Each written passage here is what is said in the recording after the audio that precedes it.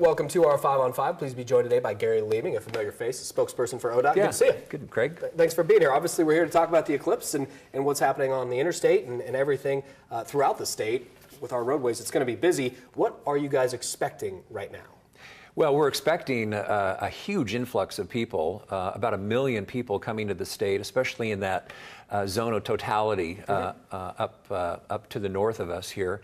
And so we're expecting the welcome mat will be out, and so we're planning for a lot of folks to come here, and we're hoping that people will get to their destinations early, stay past Monday, and then go home kind of in a dribble out and not get on the road at the same time. So various scenarios that we have concerns about, but most of all, we want people to be smart and to enjoy themselves. Yeah, it's very difficult, I imagine, to predict how traffic is going to be. I mean, you could maybe up north they could compare it to the Ducks and Beavers playing on the same day or that sort of thing, but there's obviously never been anything like this.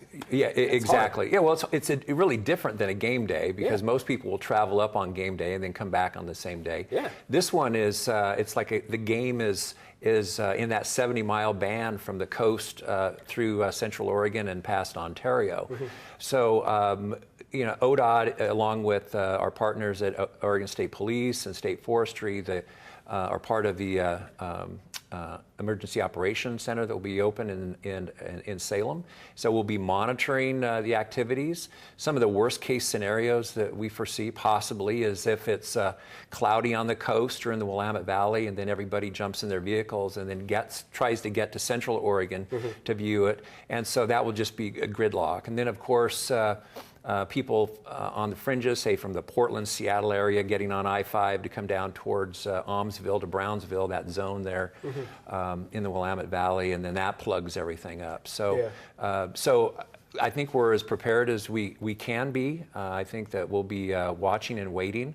All of our work zones are picked up, and we expect the influx of traffic to start tonight and into tomorrow. Yeah, okay. It's going to be a busy time, and we're going to talk about what we can expect right here in Southern Oregon in just a moment. Stay with us.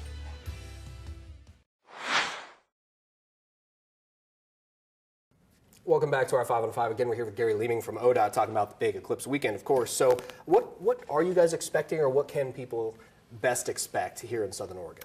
Well, in Southern Oregon, I think the big thing is to expect additional traffic on I-5, Highway 97, 101, as our neighbors from the south and even our neighbors locals. Here in locals head north. So I would expect it would be like a Thanksgiving weekend, perhaps, traffic of that volume leading up to Monday during the eclipse. Sure. So for those of us that live here, I mean, we'll still have 93% totality, so it will be somewhat of an event here.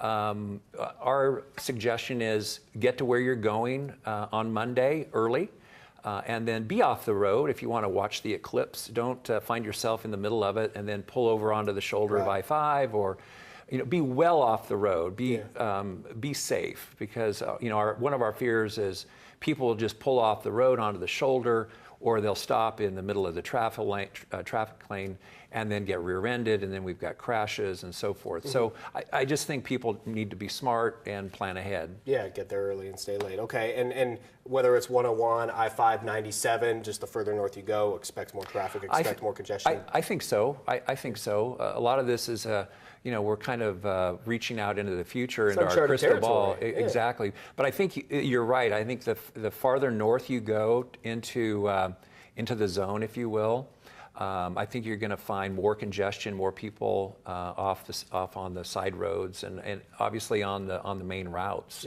trying to get there. Okay, and I think you referenced earlier about all those work projects. Everything is basically shut down. Right, statewide, statewide we've lifted all those get off the road for that day. Obviously people are going to be distracted and the traffic is going to be heavy.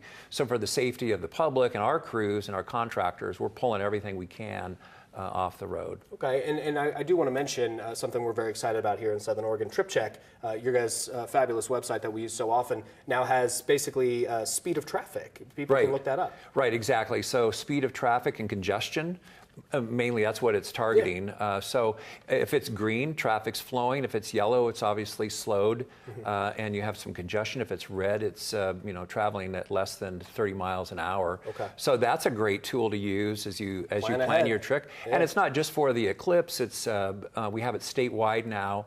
And that'll be a great tool, not only as we go through the summer, but during the holidays and the winter time. Yeah.